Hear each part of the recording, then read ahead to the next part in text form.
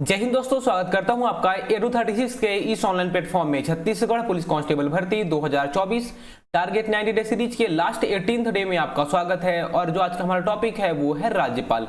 राज्यपाल से अब आज से हमारा ये है कि कहीं ना कहीं अब हम राज्य सरकार या फिर स्टेट गवर्नमेंट के बारे में पढ़ने वाले हैं। किसके बारे में? अब हम राज्य सरकार जो हमारा टॉपिक है उसको हम शुरू करने वाले हैं। तो आखिर हम इसके पहले क्या पढ़ रहे थे? तो इसके पहले हम संघ सरकार पढ़ रहे थे। और संघ सरकार कौन से भाग में वर्णित है? संविधान के भाग 5 में संघ सरकार के बारे में बताया गया है। भाग 5 में जो संघ सरकार के बारे में बताया गया था उसके बारे में हमने पढ़ा क्या क्या।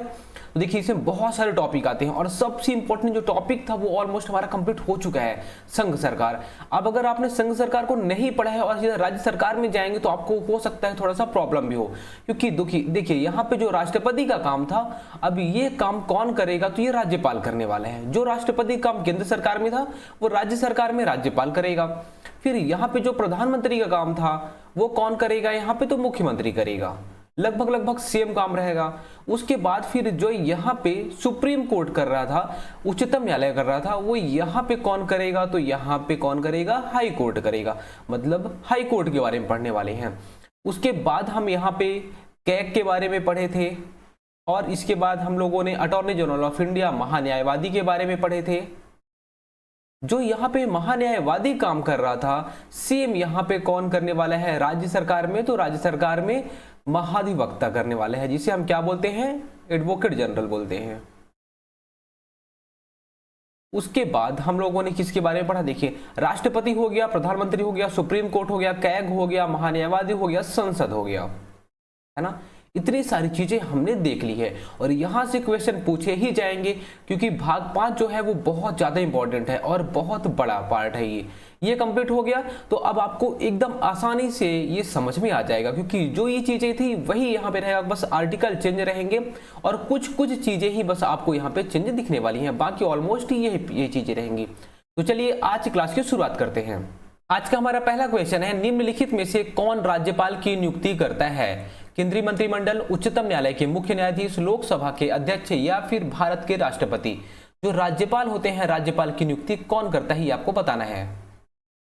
जो इसका राइट आंसर हो जाएगा वो हो जाएगा भारत के राष्ट्रपति।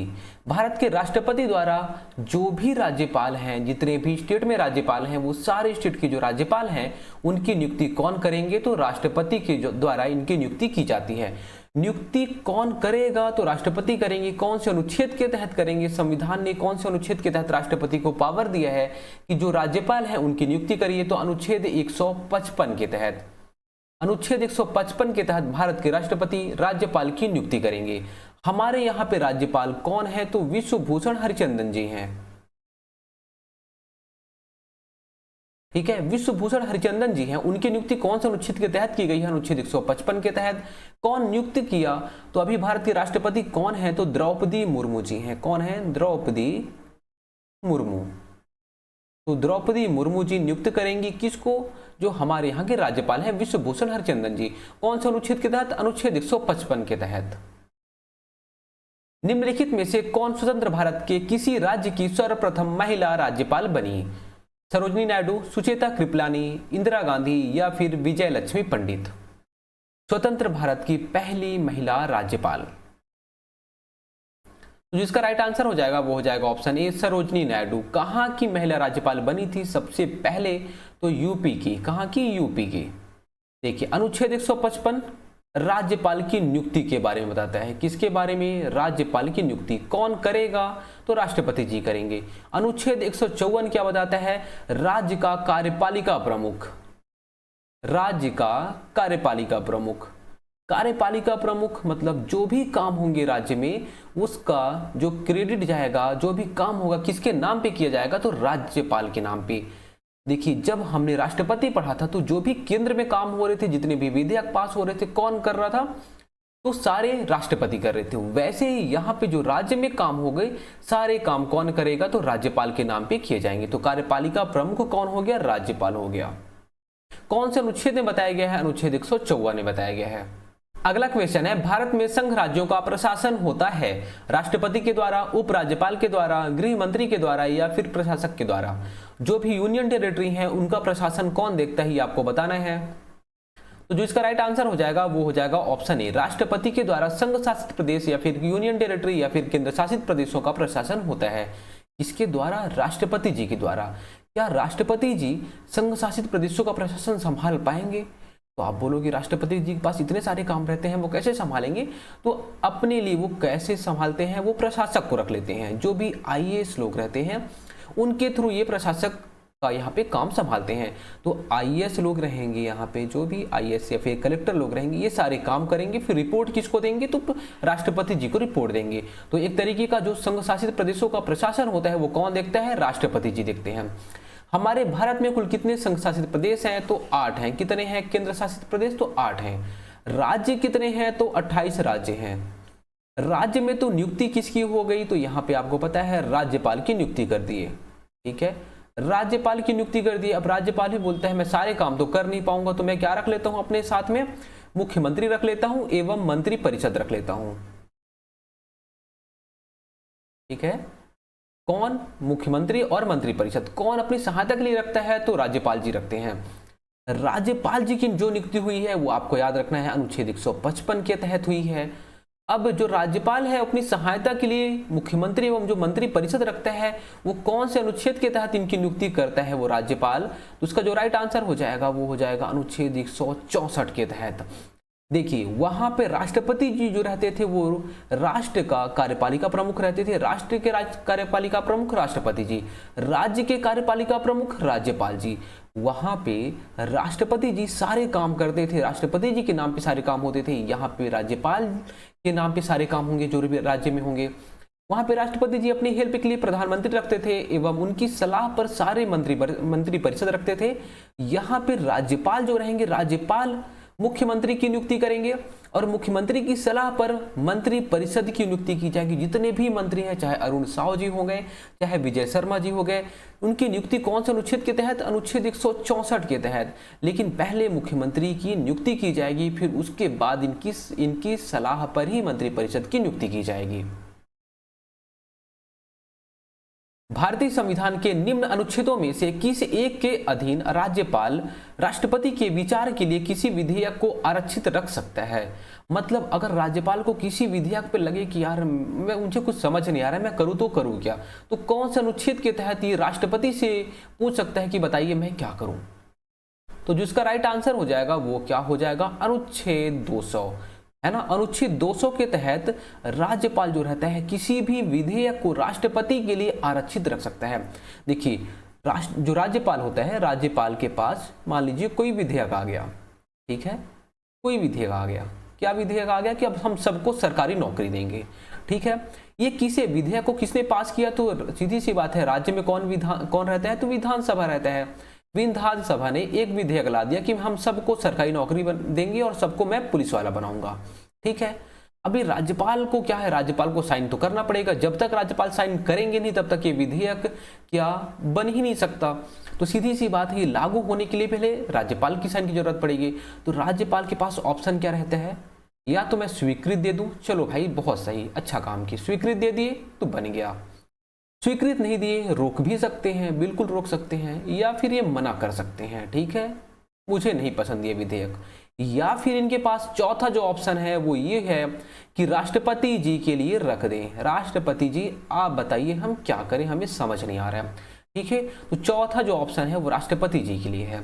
ठीक है, अगर ये विधेयक पास हो गया तो अधिनियम बन गया। ठीक है, हो सकता है ये स्वीकृत या फिर इसको रोक सकते हैं। ठीक है, अपने पास है, रोक लिए, बोले यार मुझे समझ नहीं आ रहा, मैं बाद में अपना डिसीजन लेते रहूंगा 2-4 महीने 1 साल बाद। ठीक है, या फिर इनके पास एक ऑप्शन है कि ये खत्म कर दे यहीं पे, ठीक है, उसे मना कर दे, या फिर ये राष्ट्रपति के लिए आरक्षित रख सकते हैं अनुच्छेद 200 के तहत। उसके बाद देखिए, भारतीय संविधान के निम्नलिखित में से कौन सा अनुच्छेद राज्यपाल को अध्यादेश जारी करने की शक्ति प्रदान करता है? अनुच्छेद 208, अनुच्छेद 212, अनुच्छेद 213 या फिर अनुच्छेद 214? जैसे वहां कहां पे? केंद्र में कौन अध्यादेश जारी कर रहा था? तो राष्ट्रपति जी कर रहे थे। कौन से अनुच्छेद के तहत कर रहे थे? तो अनुच्छेद 123 के तहत राष्ट्रपति जी अध्यादेश जारी कर रहे थे। मतलब क्या? अध्यादेश जारी क्यों किया जाता है?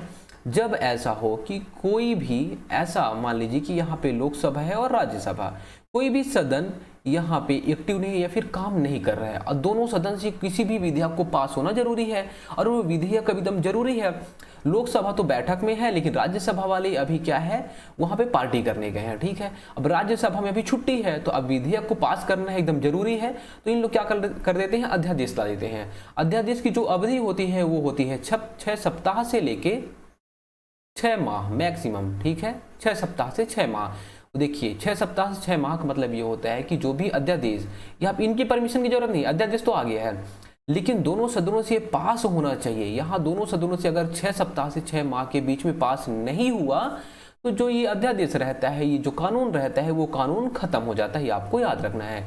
राष्ट्रपति जी अनुच्छेद 123 के तहत क्या करते हैं, अध्यादेश जारी करते हैं। राज्यपाल कौन से अनुच्छेद के तहत अध्यादेश जारी करेंगे, तो इसका जो राइट आंसर हो जाएगा वो हो जाएगा अनुच्छेद 213 के तहत। देखिए 123 यहाँ पे बस थोड़ा सा उल्टा पलटी कर दीजिए, 2 को इधर ला दीजिए और 1 को उधर कर दीजिए। ठीक है, 213 हो गया। तो राज्यपाल जी 213 के तहत भी एक अध्यादेश जो होगा वो जारी कैसे होगा। आप बोलोगे अरे ऐसा तो है नहीं, हमारे यहाँ विधानसभा है और विधानसभा में तो भाई सीधी सी बात है एक ही सदन है, यहाँ पे 2 सदन तो है नहीं। देखिए यहाँ पे हमारे इंडिया में बहुत सारे, कितने, लगभग 6 स्टेट में क्या है, विधान परिषद है। तो विधानसभा और विधान परिषद जहां पे होते हैं वहां पे अध्यादेश जारी किया जा सकता है। कब, जब एक कोई भी सदन क्या हो, अभी एक्टिव ना हो या फिर काम पर नहीं हो। अगला क्वेश्चन है, निम्न में से किसकी नियुक्ति राज्य का राज्यपाल नहीं करता। मुख्यमंत्री। आप यहाँ पे ये सोचिए थोड़ा सा कि यहाँ पे जो विश्वभूषण हरिचंदन जी हैं, हमारे यहाँ के राज्यपाल विश्वभूषण हरिचंदन जी, तो विश्वभूषण हरिचंदन जी किसकी नियुक्ति नहीं करते, किसको अपॉइंट नहीं करते, ये आपको बताना है। मुख्यमंत्री, सदस्य राज्य लोक सेवा आयोग, उच्च न्यायालय के न्यायाधीश या फिर महाधिवक्ता। थोड़ा सा सोचिए, दिमाग लगाइए, कोशिश करिए सोचने की। देखिए जो मुख्यमंत्री रहते हैं इनकी नियुक्ति कौन करते हैं, राज्यपाल जी करते हैं। अनुच्छेद 164 के तहत जो राज्यपाल जी हैं, राज्यपाल का एज हो जाता है। और आपको ये भी पता होना चाहिए कि राज्यपाल बनने के लिए क्या क्राइटेरिया चाहिए, क्या अर्हता चाहिए, क्या योग्यता चाहिए। पहली बात, भारत का नागरिक होना जरूरी है। और दूसरी चीज, इनका जो एज है वो कितना होना चाहिए, 35 साल होना चाहिए। सोचिए अगर आपको प्रधानमंत्री बनना था तो कितने साल में बन सकते थे। आपको याद आ रहा है क्या, कुछ याद आ रहा है? अगर याद नहीं आ रहा होगा तो आप पुराने जो क्वेश्चन है जो हमने प्रैक्टिस करा है उसको आप फिर से देखिए। ठीक है, और उसके बाद भी अगर समझना है तो एक थप्पड़ अपने गाल में लगा लीजिए। 25 साल, ठीक है, 25 साल। लेकिन राज्यपाल की जो एज होना चाहिए, मिनिमम एज होना चाहिए, वो 35 साल होना चाहिए। आपको याद रखना है, भारत का नागरिक होना चाहिए और राज्यपाल बनने के लिए 35 साल कम से कम होना जरूरी है। जो राज्यपाल जी रहते हैं बोलते हैं हमारा एज तो हो गया है, काफी एज हो गया है, अब हम क्या करेंगे, हम मुख्यमंत्री बना लेते हैं। ठीक है, तो मुख्यमंत्री की नियुक्ति कर देते हैं और मुख्यमंत्री की सलाह पर अन्य मंत्री की नियुक्ति कर देते हैं। और अन्य मंत्री की जो नियुक्ति करेंगे और मुख्यमंत्री की जो नियुक्ति करते हैं अनुच्छेद 164 के तहत करते हैं। सदस्य राज्य लोक सेवा आयोग, जिसे हम बोलते हैं पीएससी के जो सदस्य होते हैं। ठीक है, तो जो पीएससी के सदस्य होते हैं, जो एग्जाम वगैरह कंडक्ट कराते हैं, जिनकी सारी जिम्मेदारियां होती हैं, उन सदस्यों की जो नियुक्ति करता है तो कौन करता है, राज्यपाल करता है। ये भी सही हो जाएगा। उच्च न्यायालय के न्यायाधीश, ये थोड़ा सा समझ नहीं आ रहा है। महाधिवक्ता, एडवोकेट जनरल, देखिए सेंट्रल में कौन था, अटॉर्नी जनरल, जिसे हम क्या बोल रहे थे, महान्यायवादी। इनकी नियुक्ति कौन कर रहा था, तो राष्ट्रपति जी कर रहे थे। कौन से अनुच्छेद के तहत राष्ट्रपति जी इनकी नियुक्ति कर रहे थे, तो अनुच्छेद 76 के तहत। जो महान्यायवादी था ये दोनों सदनों में जा सकता था, लोकसभा में भी जा सकता था, राज्यसभा में भी जा सकता था, उनकी कार्यवाही में बैठक ले सकता था, लेकिन मत नहीं दे सकता था। ये आपको पता होना चाहिए। चलिए, महान्यायवादी का काम क्या रहता था, जो भी कानून विधि संबंधी जो भी परामर्श है राष्ट्रपति को दे सकता था, केंद्र सरकार को। देखिए जैसे कि आप बोल सकते हैं कि प्रधानमंत्री जी हो गए अमित शाह जी, है ना, अमित शाह जी गृह मंत्री हैं। आप बोलोगे इनको कि आप बताओ इस कानून के बारे में, तो बोलेंगे चलिए मैं देख के बताऊंगा, ठीक है, या फिर पढ़ के बताऊंगा, है ना। बाकी इतने पढ़े लिखे तो रहते नहीं है, इनको तो अपना फेंकने से फुर्सत नहीं रहता है, तो आपको क्या बताएंगे। ठीक है, तो ये जो महान्यायवादी रहते हैं ये क्या बोलते हैं, विधि संबंधी जो भी कानून संबंधी जो परामर्श रहेगा, सलाह रहेगा, वो किसको देंगे, तो ये केंद्र सरकार को देंगे। जो भी केंद्र सरकार में लोग हैं उनको ये विधि संबंधी जो परामर्श है वो ये देंगे। कौन, महान्यायवादी। और जो हमारे यहाँ राज्यपाल को जो विधि संबंधी परामर्श चाहिए या फिर मुख्यमंत्री जी को चाहिए, है ना, या फिर मंत्री परिषद को चाहिए, या फिर अगर कोई ऐसा मैटर हो गया जिसमें अब लग रहा है कि यहाँ पे जो सरकार है, सरकार हैंडल तो कर नहीं पा रही है, अब सरकार और कानून के जो हाई कोर्ट है, हाई कोर्ट, सुप्रीम कोर्ट, इन दोनों के बीच मान लीजिए कोई मैटर हो गया, ठीक है, कोई ऐसा विधेयक ला दिए जिसमें सरकार जो कोर्ट है, कोर्ट सीधा सीधा मना कर दिया, तो सरकार की ओर से अब बोलोगे कि अरुण साहू जी जाएं या फिर विष्णुदेव साय जी जाएं और सरकार की ओर से पेश करें कि नहीं ये विधेयक बहुत अच्छा है, तो ऐसा हो पाएगा क्या, आप बोलोगे बिल्कुल नहीं, ठीक है, क्योंकि उनको इतना नॉलेज होता नहीं है। तो कौन जाएगा, महाधिवक्ता जाएगा। इसको विधि का नॉलेज रहता है, कानून का नॉलेज रहता है, तो सरकार की ओर से कौन पेश होगा, तो महाधिवक्ता पेश होगा। महाधिवक्ता की नियुक्ति कौन करता है, तो राज्यपाल करते हैं, आपको पता होना चाहिए। राज्यपाल करेंगे और कौन से अनुच्छेद के तहत करेंगे, तो अनुच्छेद 165 के तहत करेंगे। चलिए ठीक है, यहाँ पे जितनी भी चीजें मैंने बताई सब बहुत ज्यादा इंपॉर्टेंट है। विष्णु भूषण हरिचंदन जी, है ना, कौन है, हमारे राज्यपाल हैं। इनका एज कम से कम कितना होना चाहिए राज्यपाल बनने के लिए, भारत का नागरिक 35 साल। मुख्यमंत्री मंत्री परिषद की नियुक्ति अनुच्छेद 164 के तहत कर लिए। अनुच्छेद 165 के तहत एडवोकेट जनरल या फिर महाधिवक्ता की नियुक्ति कर दी राज्यपाल जी करेंगे, आपको याद रखना है। और जो यहाँ पे हमने केंद्र सरकार के मैटर में बात किया था, बहुत पहले ही बात कर लिया था, उसमें अनुच्छेद 76 के तहत राष्ट्रपति जी महान्यायवादी या फिर अटॉर्नी जनरल ऑफ इंडिया की नियुक्ति करते हैं, ठीक है। अभी हमारे यहाँ महाधिवक्ता कौन है, तो प्रफुल्ल एन भरत हैं। कौन है, प्रफुल्ल एन भरत, ठीक है, ये आपको याद रखना है। चलिए आगे। किसी भारतीय राज्य के राज्यपाल से संबंधित निम्नलिखित कथनों में से कौन सा कथन सत्य नहीं है। वह भारत के राष्ट्रपति द्वारा नियुक्त होता है, वह एक से अधिक राज्यों का राज्यपाल हो सकता है, वह 5 वर्ष तक पद पर बना रहता है, या फिर यदि संबंधित राज्य का व्यवस्थापिका उसे पद से हटाए जाने का प्रस्ताव स्वीकार करती है तो वह पदावधि के पूर्व भी पद मुक्त किया जा सकता है। देखिए इंपॉर्टेंट क्वेश्चन है, सारे स्टेटमेंट आपको पता होने चाहिए। देखिए जो राज्यपाल है, राज्यपाल के संदर्भ में क्या चीज सही नहीं है ये आपको बताना है। राज्यपाल की नियुक्ति कौन करता है, राष्ट्रपति जी करते हैं, ये तो राइट है। वह एक से अधिक राज्यों का राज्यपाल हो सकता है, बिल्कुल हो सकता है। देखिए पहले हर राज्य में एक राज्यपाल होता था, लेकिन 7वां संविधान संशोधन 1956 में संशोधन होता है, जो कि 7वां संविधान संशोधन रहता है। इसमें क्या बोला जाता है कि एक राज्य है, एक राज्य राज्यपाल है, वो कई राज्यों का राज्यपाल बन सकता है। मान लीजिए कि अगर अभी किसी भी कारण से ऐसा होता है कि जो मध्य प्रदेश के राज्यपाल हैं वो त्यागपत्र दे देते हैं, तो जो छत्तीसगढ़ के जो पड़ोसी राज्य छत्तीसगढ़, यहाँ के राज्यपाल कौन है, विश्वभूषण हरिचंदन जी, इनको जिम्मेदारी सौंप सकते हैं कौन, भारत के राष्ट्रपति जी, कि विश्वभूषण हरिचंदन जी आप तो ज्यादा काम कर नहीं रहे हो, है ना, सारा काम तो मुख्यमंत्री और जो अंदर मंत्री परिषद है उन लोग कर रहे हैं, तो आप एक काम करो, आप छत्तीसगढ़ तो संभाल ही रहे हो, MP भी संभालो कुछ दिन के लिए, उसके बाद मैं नियुक्त कर दूंगा। जो एक राज्य का राज्यपाल है वो कई राज्यों का राज्यपाल बन सकता है, ठीक है, ये आपको याद रखना है। 7वां संविधान संशोधन 1956 में ये सुधार होता है।